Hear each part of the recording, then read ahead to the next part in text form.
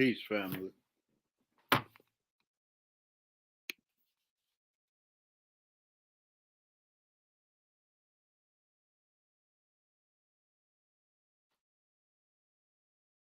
In the most holy name of Allah, who came in the person of Master Fard Muhammad, to whom all holy praises are forever due. I bear witness that there is no God but Allah, and I bear witness that the most honorable Elijah Muhammad is his living and exalted Christ. And I further bear witness that the Honorable Brother Minister Louis Farrakhan is the divine reminder, the apostle of God, and God's Messiah. In their names, I greet you, family. Assalamu alaikum. Welcome from YouTube and from Facebook. I am honored that you would join your brother for a few moments this evening, and I have no intentions of keeping you and us too long. I just wanted to, in a sense, get a thing or two off of my chest, but more positively, I wanted to share something I believe is of great import with us this evening.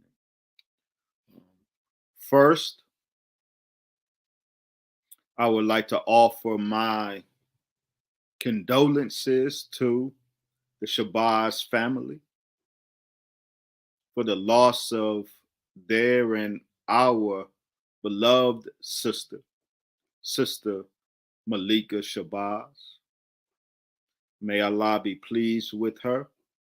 May Allah grant her peace. And may He grant her paradise. Second, I would like to offer my congratulations to Brother Muhammad Aziz and posthumously Brother Khalil Islam for their recent but long overdue exoneration. Now, of course, Muhammad Aziz and Khalil Islam, formerly known as Brother Norman 3X Butler and Brother Thomas 15X Johnson.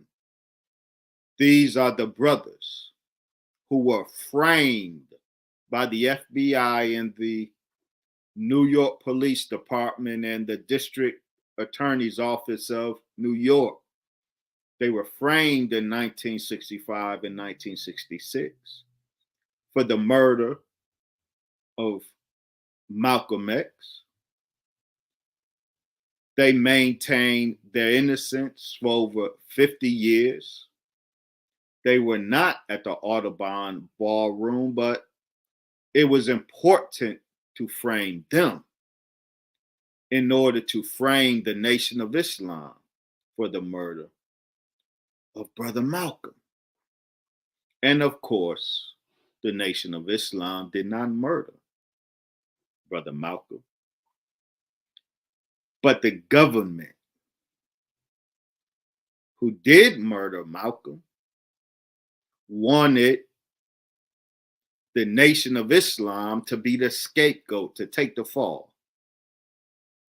And by killing two birds with one stone, neutralizing Brother Malcolm and his movement, and they hoped neutralizing as a consequence the Nation of Islam. Their COINTELPRO aimed at preventing the rise of a Black Messiah and in neutralizing Black revolution would be successful. When we heard the news of our brother's exoneration, we were so happy. But you know, dear family, in the midst of our celebration for these brothers, not that we are saying that the exoneration of these two brothers in and of itself exonerates the Nation of Islam, but the exoneration of Muhammad Aziz and Khalil Islam is a big step in the process of exonerating the Nation of Islam for this crime over 50 years ago. Because again, those brothers were framed precisely in order to frame the Nation of Islam. Now, in the midst of our celebration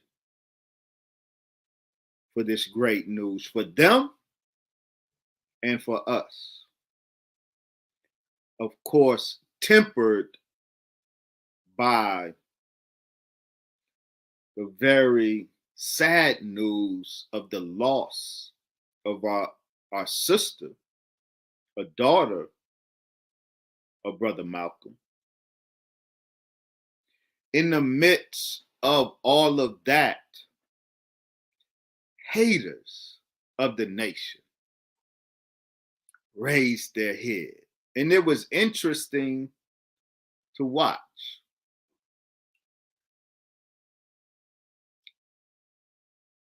No one can say that this was not great news that these two brothers were exonerated.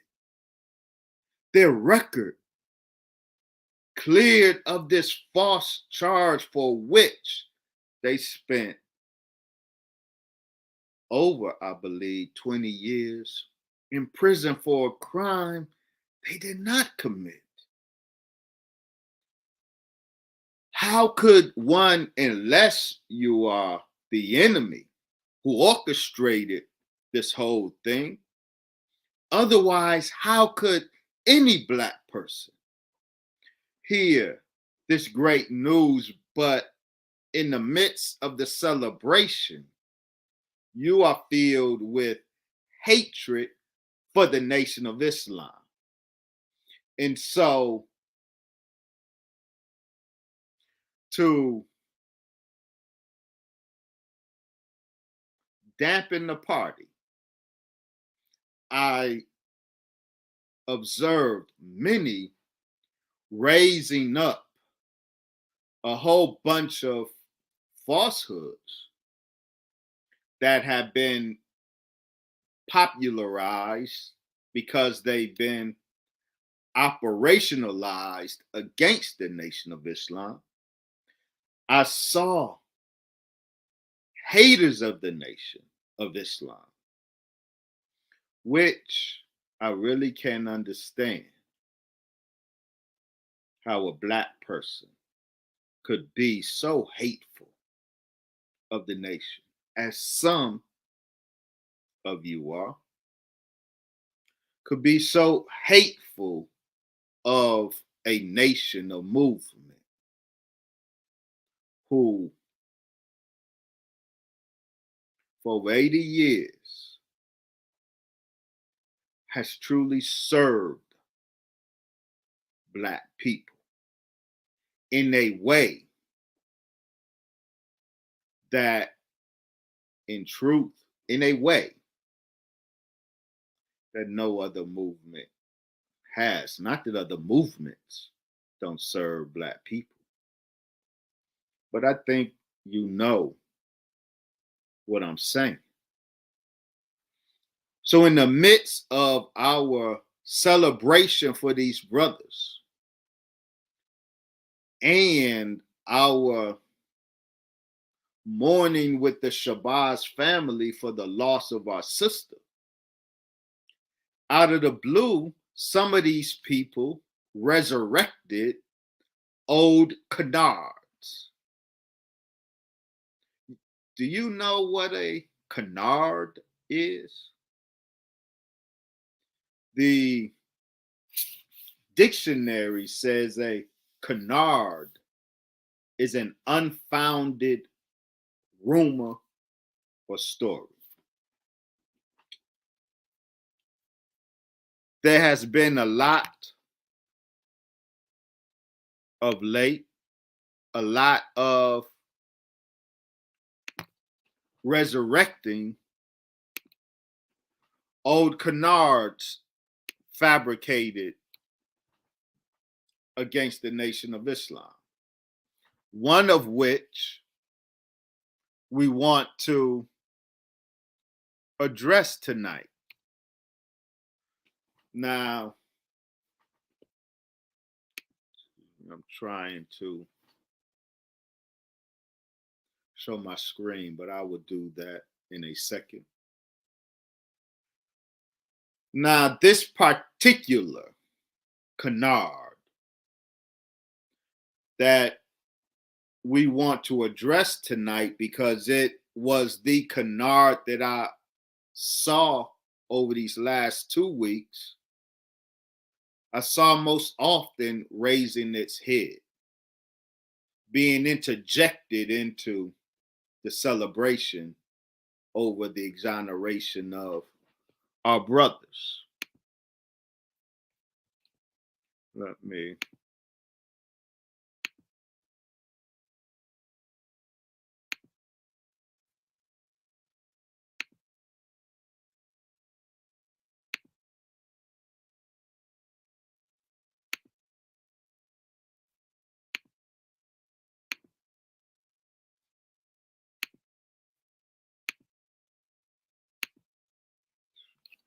excuse me, fam. I'm trying to find Brother Warren. I'm trying to find my I'm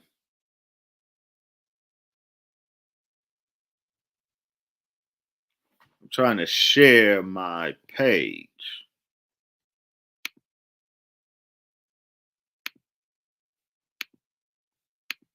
I'm not seeing them anymore.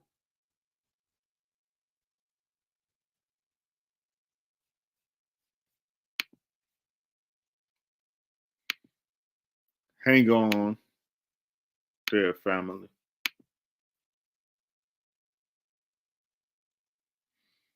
So, Brother Warren, I don't know. No, I'm not there. I'm not there yet. I'm not there.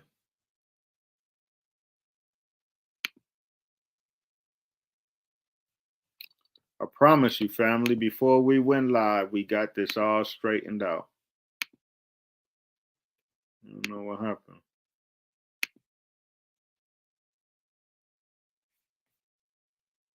Let's see. Okay, here we go. Here we go.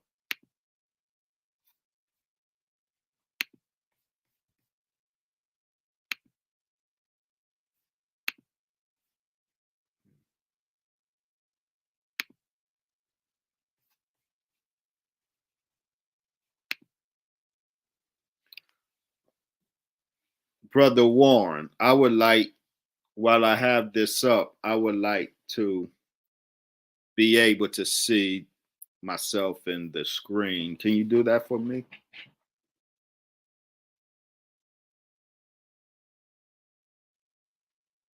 Or am I not able to see me in the screen and the okay.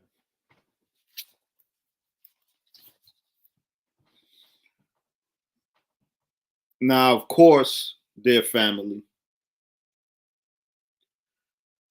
your brother is a special ops soldier. Special ops in the sense, for example, of the Navy SEALs.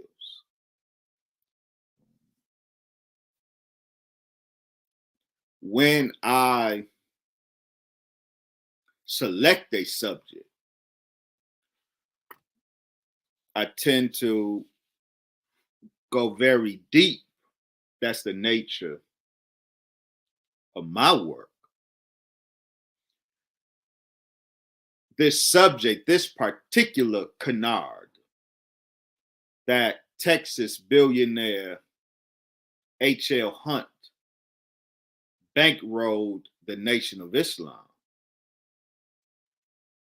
we deal with it in great detail in the report that we are preparing, and Allah willing will be publicly available soon. We already had a chapter concerning this subject in our report. So when I started seeing the canard showing its head, I said, well, let's address it now, even before the report comes out, to share that this part of the report with the people to put this canard to rest. Put this myth or canard.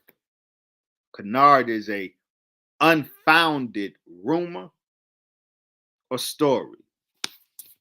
The canard that is very popular in certain circles that are hateful of the Nation of Islam.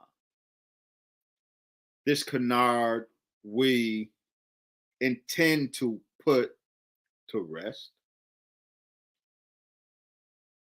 expose it for what it is, and that being C-A-N-A-R-D, canard. If you don't know the word, look it up, and God willing, forever attach that term to this claim when you hear it, that the Nation of Islam was bankrolled by this man here, Texas billionaire H.L. Hunt. Now,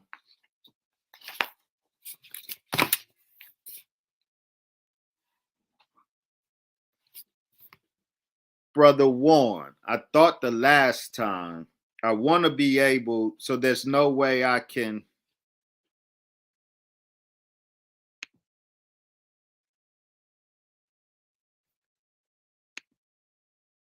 see my PowerPoint and see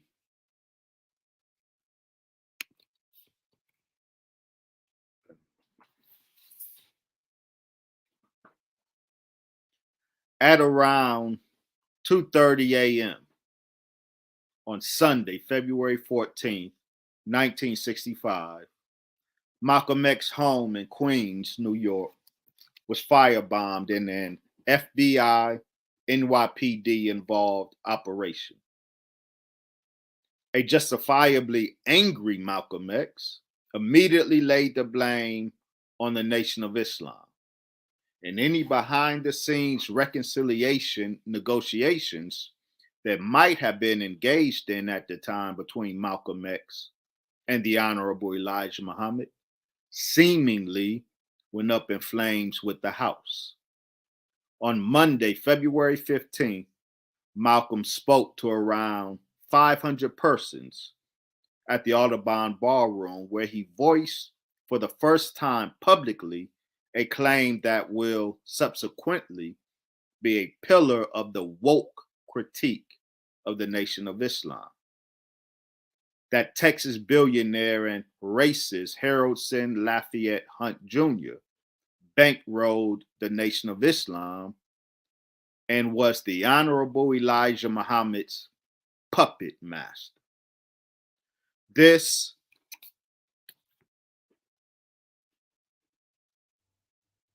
claim is elaborated most by, for example, Omar Shabazz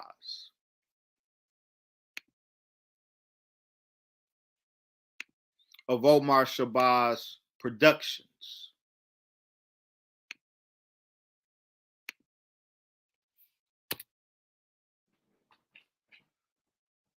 Omar Shabazz of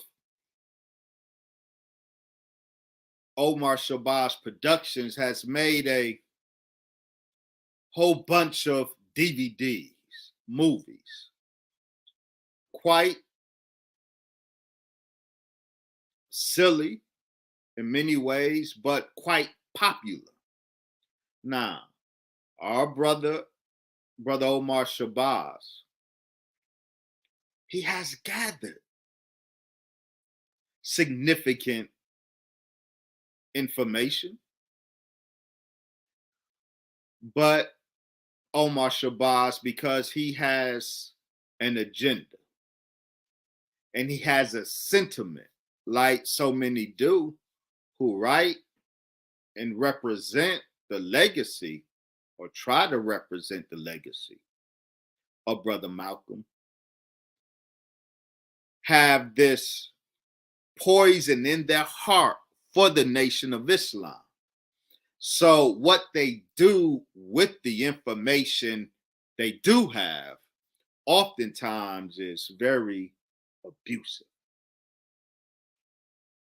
Omar Shabazz has developed this claim, the furthest, this claim that Harrods and Lafayette Hunt bankrolled the Nation of Islam and is thus the remote controller of the Nation of Islam, the puppet master of the messenger of God.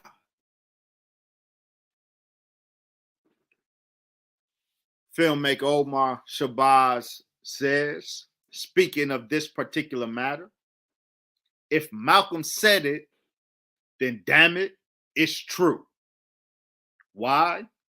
Because the man was, he says, constitutionally built to tell the truth. End quote. Whatever Malcolm's constitution was, we cannot share Brother Omar's confidence here, and we must reject his postulate. I am not suggesting that Malcolm did not speak truthfully according to his perspective. But the $64,000 question is this: what was the source and foundation of Malcolm's perspective on the matter? We have detailed, or in a detailed fashion, answered that question, and we will reiterate it tonight. What was the source of Malcolm's perspective on this matter? Before answering that,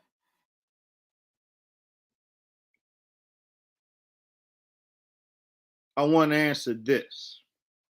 Before identifying the source of Malcolm's perspective on this matter, allow me to point out what is not the source of Malcolm's perspective on this matter.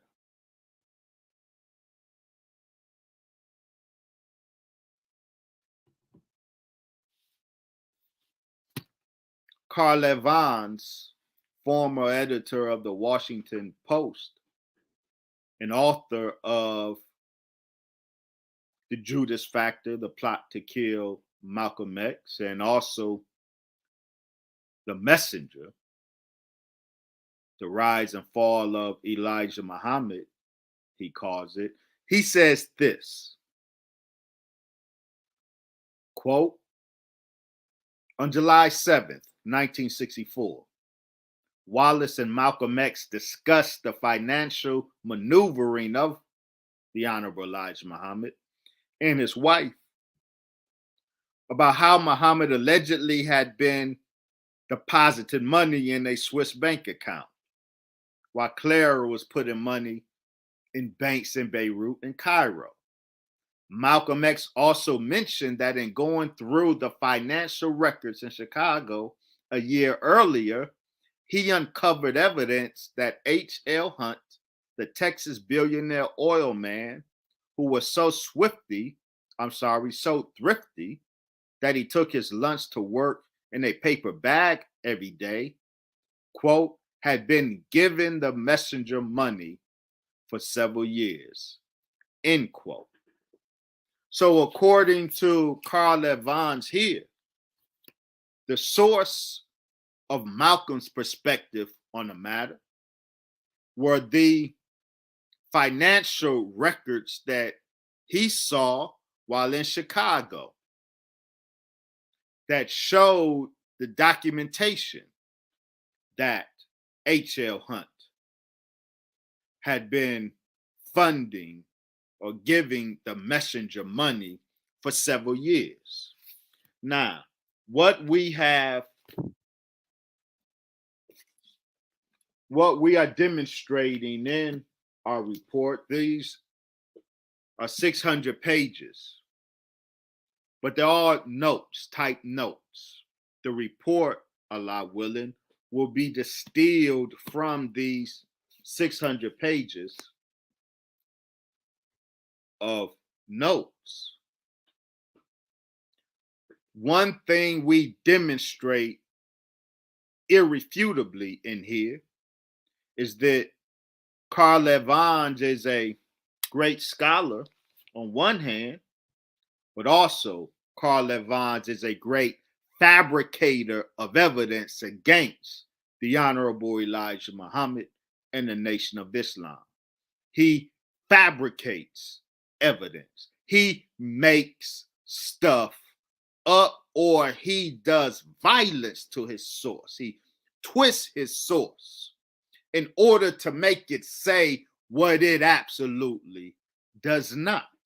So, while Carl Evans will offer some jewels of information sometimes, he will also creatively insert fiction. So everything Carl Evans says, it has to be fact checked. And so when we fact check this claim of Mr.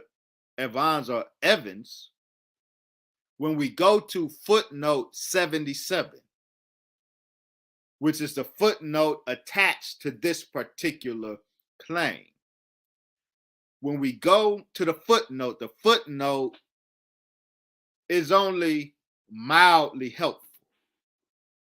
It directs us to the FBI headquarters file on Malcolm X. That's all it says. Now, presumably,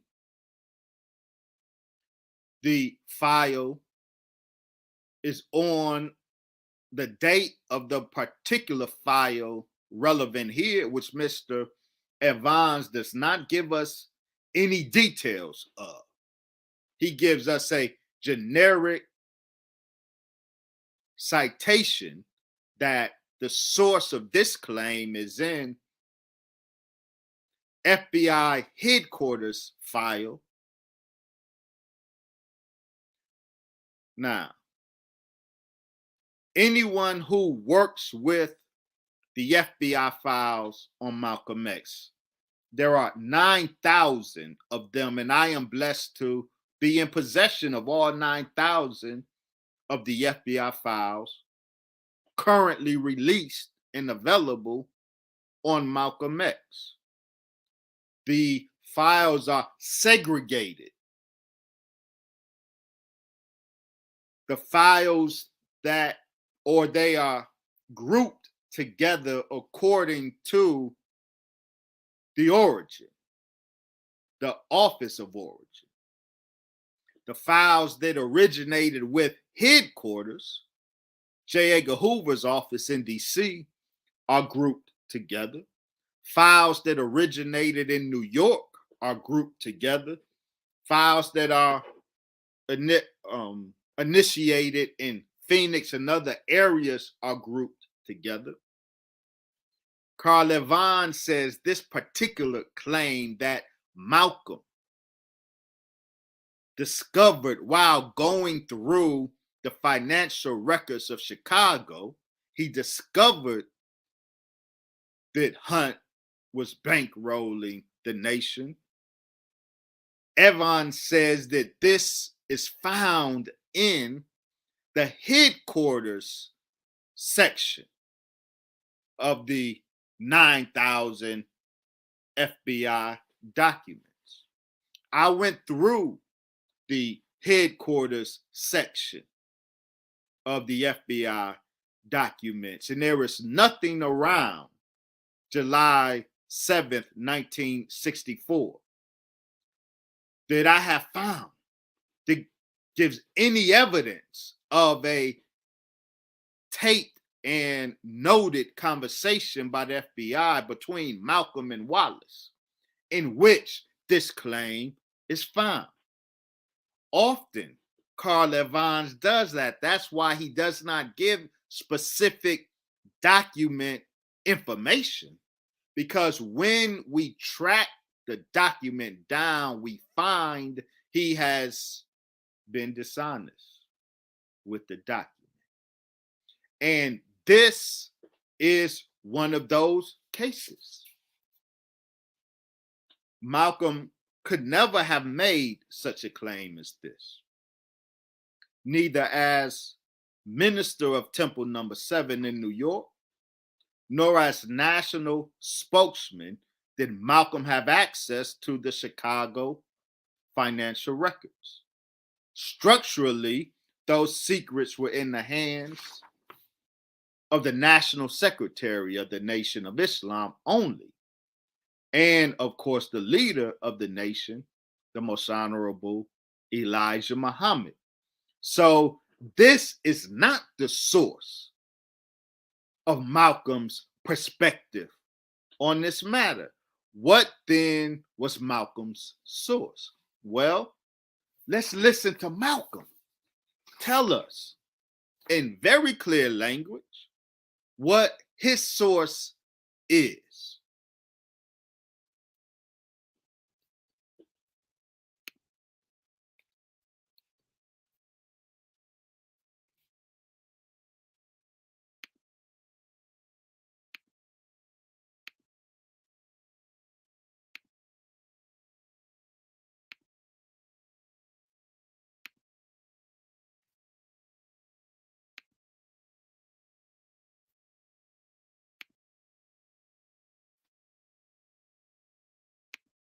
And I guess many of you have heard it said that his financial support comes from a rich man in Texas.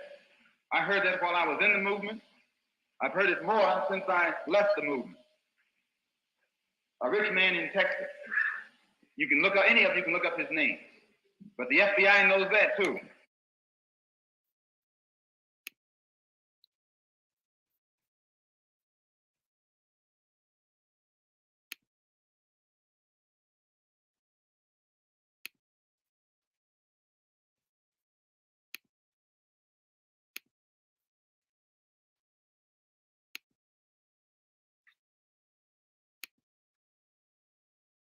That was Malcolm X speaking February 15th, 1965, the only time on record where Malcolm publicly spoke on this, and he tells us very clearly the source of his perspective on the matter.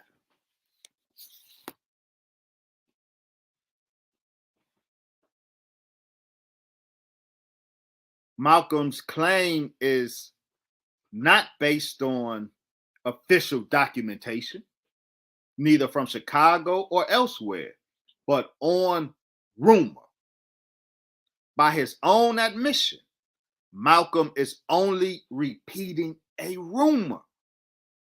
I heard that while I was in the movement. He says, I heard it more since I left the movement. No, he did not say, I discovered it while going through the financial records in Chicago.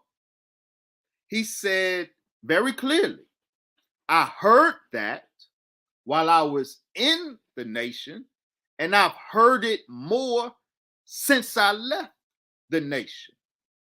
This detail that Malcolm was repeating a rumor that he heard, this very important detail is totally dismissed in the popular narrative. Manning Marable, for example, recites this rumor as fact, while Claude Andrew Clegg acknowledged that it is but a rumor, but then proceeds to use it as if it were a fact anyway. Who generated this rumor that Malcolm heard while in the Nation of Islam and then heard more of when he left the Nation of Islam? We can answer that question.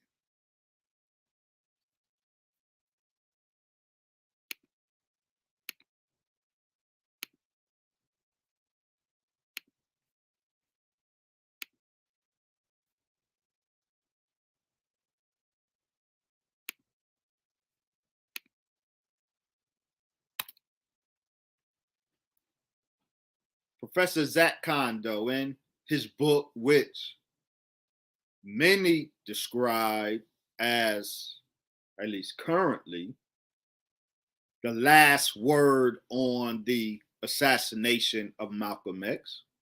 I am not of that opinion. While I value Zach Kondo's work here, Conspiracies Unraveling the Assassination of Malcolm X, I do not share the opinion that this particular work is the last word, or even, in truth, an adequate word on the assassination of Malcolm X, though there is a lot of great information in it, including this. Professor Zach Kondo informs us rightly, quote, the FBI also sent Malcolm a pamphlet written by the Communist Party USA Illinois leader Claude Lightfoot in May 1963. In the pamphlet, Lightfoot charged that the Nation of Islam was being financed by a Texas oil billionaire. The scheme apparently had two major objectives.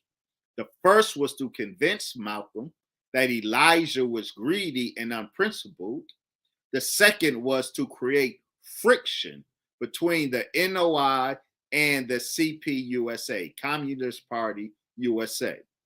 The Bureau has to wait until Malcolm's last week before he publicly exposed, in quotation, this Nation of Islam secret, in quotation.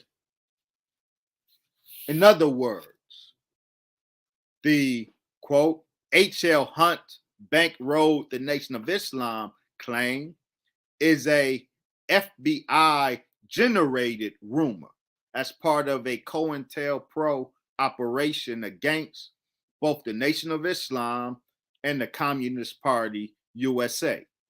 It is disinformation. One of the aims was to cause conflict between the two groups, both of which were hated by J. Edgar Hoover, the Black Muslims and the communists.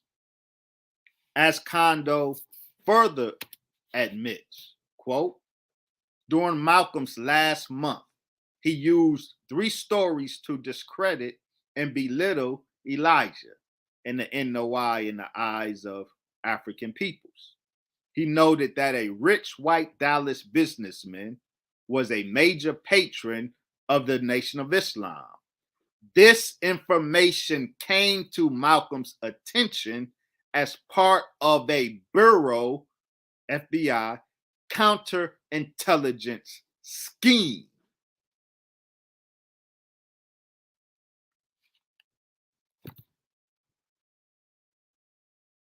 When Malcolm says on February 15th, 1965, at the Audubon Ballroom, when he says, I heard that when I was in the nation, he heard it from the FBI in a COINTELPRO operation to cause dissension between the NOI and the Communist Party USA, and to cause Malcolm to look sideways at his teacher, the Most Honorable Elijah Muhammad. The FBI sent this information or disinformation to Malcolm. This is how he heard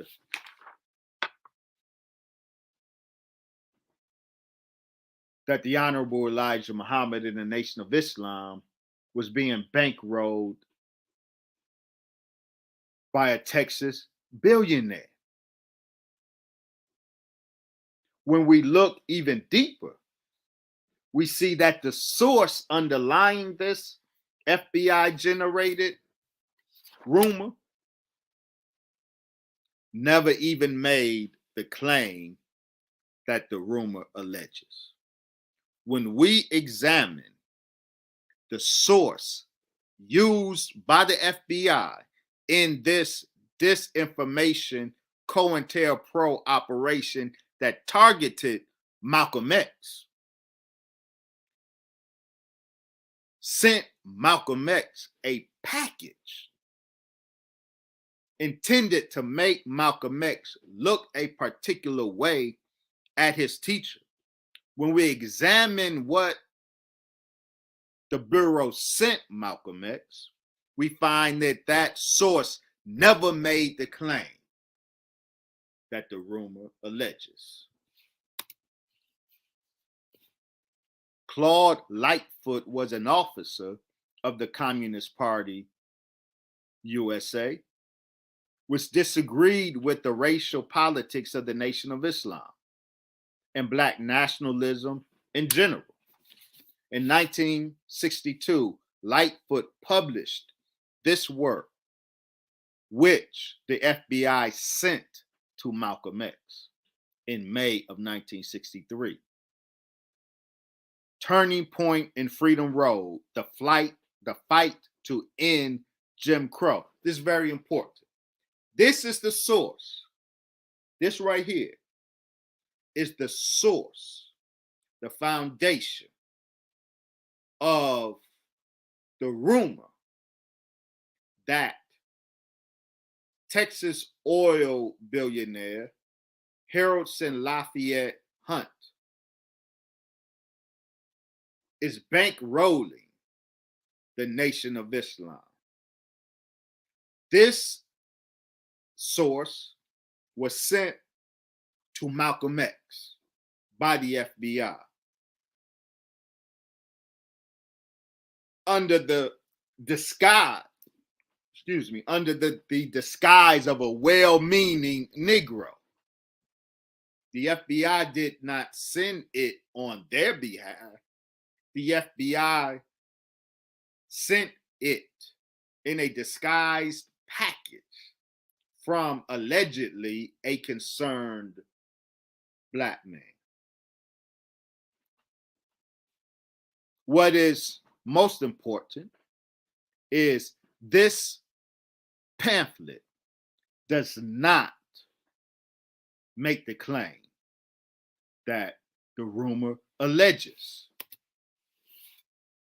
That's why it's extremely important to follow the footnotes, to go to the source, put hands on the source, because these people are liars.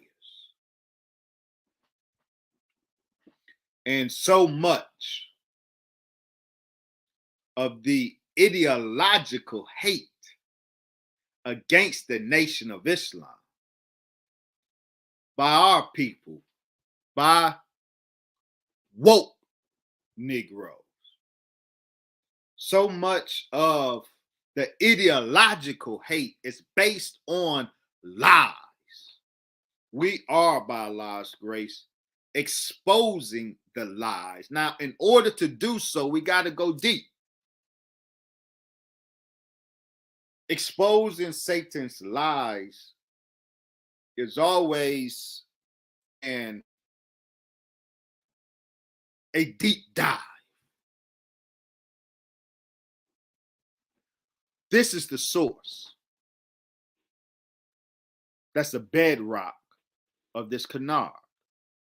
Lightfoot on page 15, 16 does not offer that claim. He offers a hypothesis. He hypothesizes while describing the Black Muslims and letting us know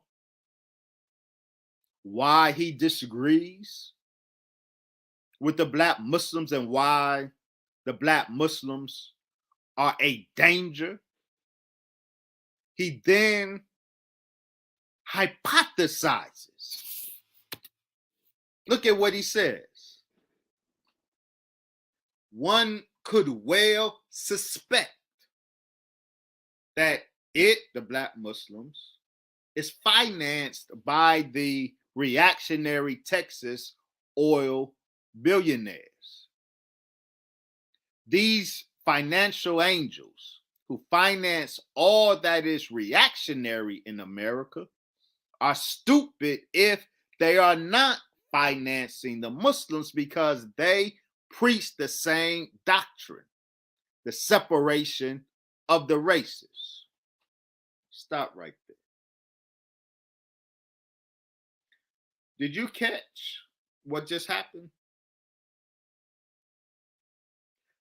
Lightfoot never claims here to have any knowledge, much less documentation, that a reactionary Texas oil billionaire was actually financing the Nation of Islam. Not at all. Lightfoot only gives voice to his suspicion, which itself is based only on his own logical thinking, not facts. His logical thinking that tells him, because Hunt, the presumed Texas oil billionaire, but Lightfoot uses the plural, the generic, reactionary Texas oil billionaires. Lightfoot's logic tells him that because Hunt and the Texas oil billionaires financed the John Birch Society and other white separatist groups, Hunt would be stupid to not also finance the separatist Black Muslims. This is Lightfoot's hypothesis, his logic. But Lightfoot gives no indication at all that he has actual knowledge that the billionaires are financing the Nation of Islam. He gives no indication that he has such knowledge. He is advancing a hypothesis based on his own logical thinking. So the source, that is the bedrock of the claim, never actually made the claim itself. Certainly not as a fact or even a presumed fact. In May 1963, the FBI anonymously sent this pamphlet from an ideologically hostile source, Lightfoot and the Communist Party USA, the FBI sent this source with its non-fact based hypothesis to a list of Muslims and others as part of a COINTELPRO operation involving disinformation. Malcolm X was sent this pamphlet.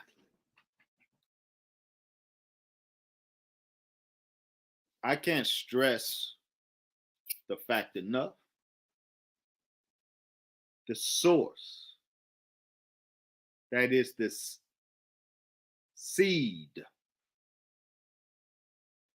of this claim, this popular claim that H.L. Hunt, the Texas oil billionaire, bankrolled the Nation of Islam and was therefore the puppet master of the messenger of God, the Most Honorable Elijah Muhammad. The seed of this claim, the source that underlies this claim, never made the claim itself. Lightfoot only hypothesized based on his logical reasoning. He never offered any facts. He never claimed to have any facts in this regard. And the FBI, knowing this, but seized it to plant a seed in the mind of Malcolm X and others that this pamphlet was sent to anonymously, and then the FBI would water that seed.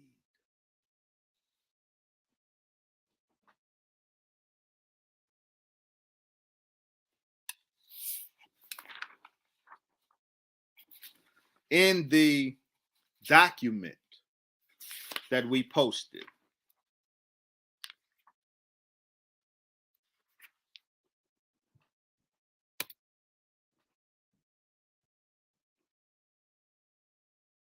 we showed that we have a robust discussion on how President Lyndon B. Johnson, working with his longtime friend and neighbor, J. Edgar Hoover, they put together a strategy to win for Johnson the November 1964 elections, a strategy that involved operationalizing this canard again, putting it in the newspapers, but using it to damage the Nation of Islam, to damage Malcolm X, but also to damage H.L. Hunt, because while H.L. Hunt was a longtime friend of Johnson and Hoover as well, such that the evidence is quite good that H.L. Hunt put up some money toward the assassination of President John F. Kennedy, an event that elevated his friend Lyndon, Vice President Johnson, to the presidency. But that was in November 1963. By November 1964, H.L. Hunt had abandoned Johnson for the likes of right-wing conservatives such as Senator Barry Goldwater, against whom Johnson was running. J. Edgar Hoover, as we document, and President Johnson concocted, fabricated a conspiracy theory that has Hunt, white ring, white right-wing conservative H.L. Hunt, unifying with the people he hates, the red communists and the black Muslims. He, this white right-winger, financing the reds and the blacks to start riots in the cities in order to discredit Johnson's Great Society policies and damage him at the polls. This was a fabrication of this conspiracy theory, this white right-wing, red communist, black Muslim conspiracy theory that centered H.L. Hunt and the black Muslims was fabricated by J. Edgar Hoover and Lyndon Baines Johnson in order to further Johnson's campaign against his opponent that Hunt has switched sides to. Hunt himself, I don't know if you guys know that, Hunt, a very proud conservative racist, a very proud supporter of the John Birch Society and these other white separatist groups, whom he did finance. He picked no bones about that, but he specifically went on record denying funding the black Muslims. He said in the New York Times, August 17th, 1964, hear him for yourself. You haven't asked me yet, he says to the reporter David Jones. You haven't asked me yet if I'm financing the black Muslims, Mr. Hunt says wryly. All over the country, they're saying I am. So I want to be asked that. He answered, no, it's not true. I don't know anything about them except that they're a bad Negro group. There you have it. This is a genealogy of that canard.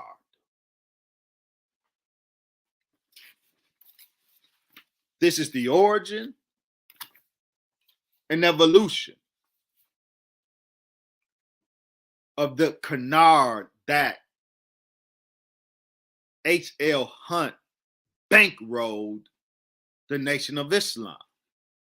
H.L. Hunt himself denies it, and the source of the canard is an FBI counterintelligence operation that targeted the Honorable Elijah Muhammad by targeting Malcolm with the source that doesn't even make the claim. Now,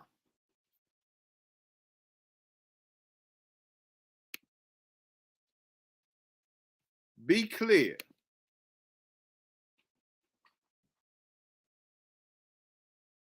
The point of this should not be mistaken. If a racist Texas billionaire wants to donate to the Nation of Islam in furtherance of our aim of complete separation from white people, we are not going to turn his money away. Anyone who wants to donate to the cause of Allah is free to do so. And we will not give you your money back because you say nigger at your country club. We don't care that you say nigger at your country club. We want to get away from America, and the most honorable Elijah Muhammad made clear in what the Muslims want in our pursuit of a separate state and territory of our own. The U.S. government is duty bound to financially support us in that effort for 25 years. Now, the U.S. government is the Satan that brought us here. There is no Texas billionaire who has been more abusive to Black people than the U.S. government has and is to Black people. So if we would accept the financial contribution of the U.S. government, and we would accept the financial contribution of whoever agrees with the wisdom of God that the races cannot live in peace together, so the races must be separated. And yes, whites should come up off of their resources to help us achieve the aim of Allah. So none of what I said should suggest that we, the Nation of Islam, have a moral problem with accepting money from NHL Hunt or whoever else. But no one who would make a donation to us becomes our puppet master. The Honorable Elijah Muhammad is the messenger of God. Today, he is the exalted Christ. The only one who pulls his strings is the Lord of all the world. So all of the donations that white racists would make, they are as good as any liberal white donation. You accept liberal white donations, don't you? But Malcolm told you that the fox is a worse friend than the wolf to the Negro. The wolf who shows his teeth is a better ally than the fox who hides his agenda, but we end up on his plate more often than we are on the plate of the wolf. That's a fact. That's what Malcolm taught. And so the Honorable Elijah Muhammad did green light meeting and negotiating with the Ku Klux Klan, but you all have, again, completely misrepresented that situation, as did Malcolm in that same speech, February 15th, 1965. The Honorable Elijah Muhammad did not require Malcolm to go against his will, against his moral conscience, Malcolm's, to go and negotiate with the Ku Klux Klan. That is absolutely not how it went down. You want to know how it went down? When Malcolm was speaking in Atlanta in 1962, I believe it was, the mosque number 15 of Minister Jeremiah X, Malcolm made a much publicized visit to mosque number 15. And while there, the Ku Klux Klan sent him a telegram wanting to meet with him to negotiate with the Nation of Islam. The telegram was sent to Malcolm while he was in Atlanta. Malcolm and Jeremiah, following protocol, because we're the nation of Islam. We got protocol. Malcolm not able, and Jeremiah not able to arrange such a meeting themselves, called the Most Honorable Elijah Muhammad in Chicago, read the telegram to the Honorable Elijah Muhammad. The Honorable Elijah Muhammad summoned them the next day to come to Chicago to discuss it. Malcolm wanted that meeting with the Klan. He was, as Les Payne documents from his interviews with Minister Jeremiah X, Malcolm wanted that meeting. And he flew to Chicago, lobbying the Honorable Elijah Muhammad to allow him to make that meeting. But Malcolm had a particular idea for the meeting. The Klan wanted to offer the nation land in Georgia. The Klan agreed with the position of the Nation of Islam that the races should be separate. And the Klan wanted to meet with us to negotiate that land donation.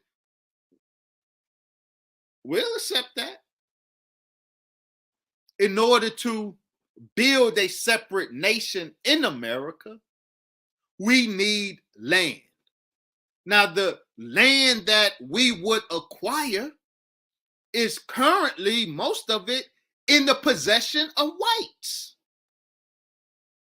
Racist whites.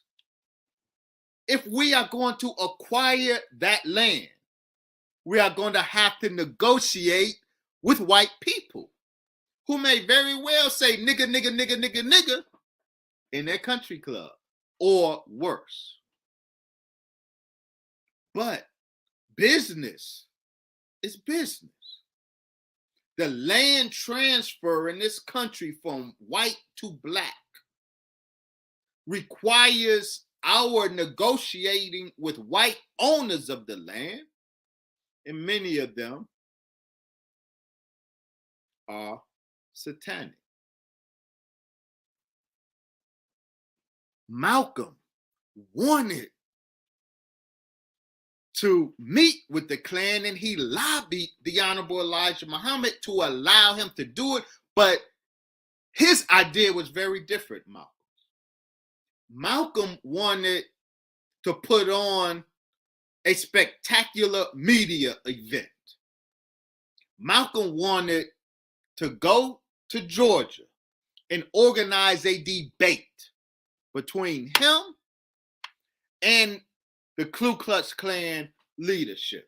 Malcolm believed that if he went, as he said, behind the cotton curtain of the South and bested the Ku Klux Klan in a much publicized media event debate, that he could go back to New York and tell the New Amsterdam News he invaded the cotton curtain and defeated the Ku Klux Klan. And this would be a powerful, he believed, recruiting tool for the nation.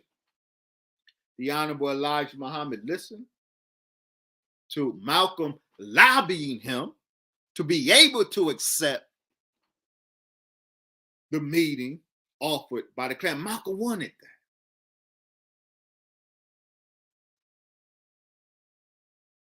The Honorable Elijah Muhammad said to Malcolm and Jeremiah, he said, you can meet with them devils. But he sent them with a different objective. Malcolm wanted a show. The Honorable Elijah Muhammad wanted the land. So he green lit the meeting with the Klan, but for the purpose of negotiating land, not negotiating a media event battle of the wits. The messenger was not interested in that show. He wanted the land. So he said to Malcolm and Jeremiah, quote, "You can meet with them devils." That's what he said. He said, "But be careful with them devils." Now, none of you nationalists, or let me say this, let me say it differently. Every one of you nationalists who criticized the Honorable Elijah Muhammad because he would negotiate, he would agree to a meeting with the Klan to negotiate land. All of you nationalists who describe that as treacherous, who describe that as selling out, all of you are hypocrites. Because your Black nationalism is so indebted to the Honorable Marcus Mosiah Garvey. And it should be. That was a great, great man. But did you know that where Malcolm and Jeremiah met with the Klan in Atlanta, only blocks from that location, 30 years prior, Marcus Garvey met with the Ku Klux Klan? Did you know that? Marcus Garvey was very adamant about his alliance with the Klan and the white society groups and W.E.B. Du Bois and the Negroes. Heat, vicious, and vile talk on Marcus Garvey because he met with the Klan just like you Negroes. Heat, vile talk on the Honorable Elijah Muhammad because he granted Malcolm's request to meet with the Klan. Malcolm wanted that. He lobbied for that. And the messenger granted it, but he granted it according to the bigger picture of land acquisition, not the smaller picture of a media stage show that Malcolm wanted.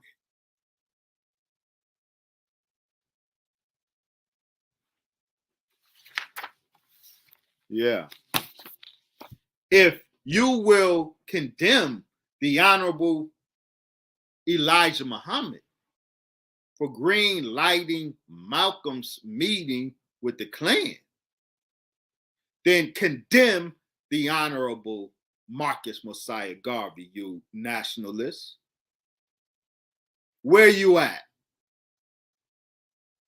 Where are you at about Marcus? Let me read to you what Marcus Mosiah Garvey said.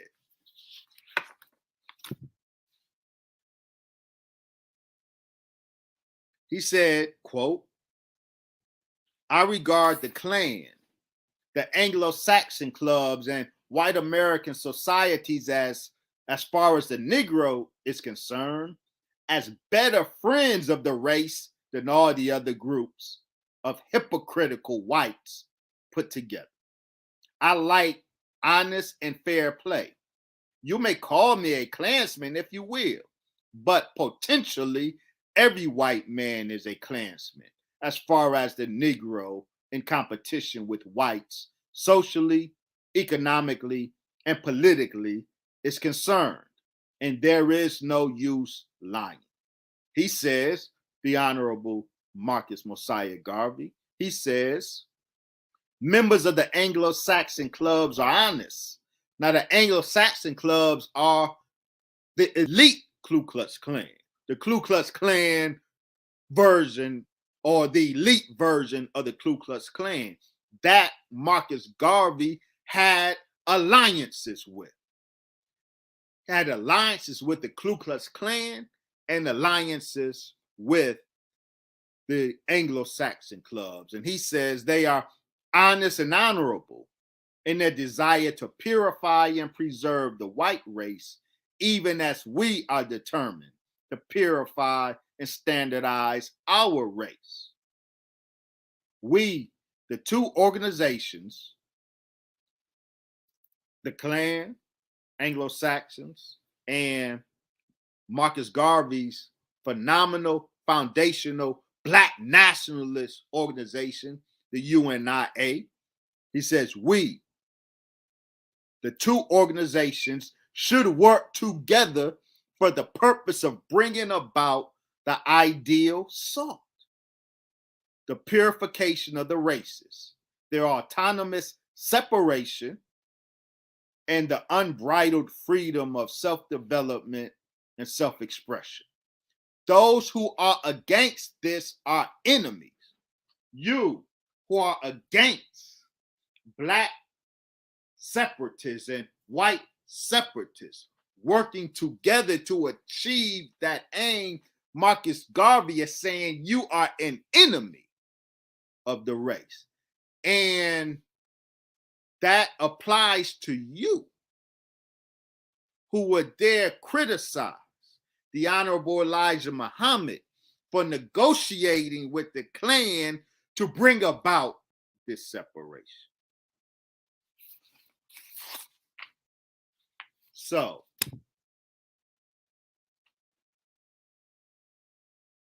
I will close on this. I told you I would not hold us long.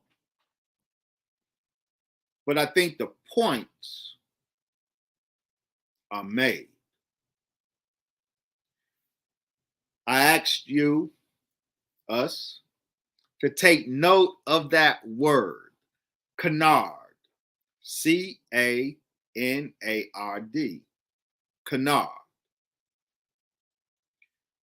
Because whenever you hear that word, think of the claim that H.L. Hunt bankrolled the Nation of Islam. And whenever you hear the claim that H.L. Hunt bankrolled the Nation of Islam, think of the word canard, because canard is an unfounded rumor, a story. Malcolm, when he publicly put that out there, February 15, 1965, he was not, nor did he even presume to be presenting any facts that was in his possession. He made it clear he was reciting rumor that was generated by the FBI. Now, one other thing, he says, I heard it when I was in the movement, in the Nation of Islam, and I heard it more since I left. We've identified the source of his hearing when he was in the Nation of Islam. May 1963, he received that package from the FBI with that pamphlet. What about when he left the nation? How did he hear it? What are the circumstances? Are those circumstances any more official and reliable? Well, you be the judge. An example of when he heard it outside the nation. Charles 37X, who was very close to Malcolm, he tells us how when he and Malcolm were in Chicago to be on a show with Senator Paul Douglas, Illinois Senator Paul Douglas. Malcolm did a show with the senator. During the break, they had a round table, and one of the station people comes to Malcolm and says this: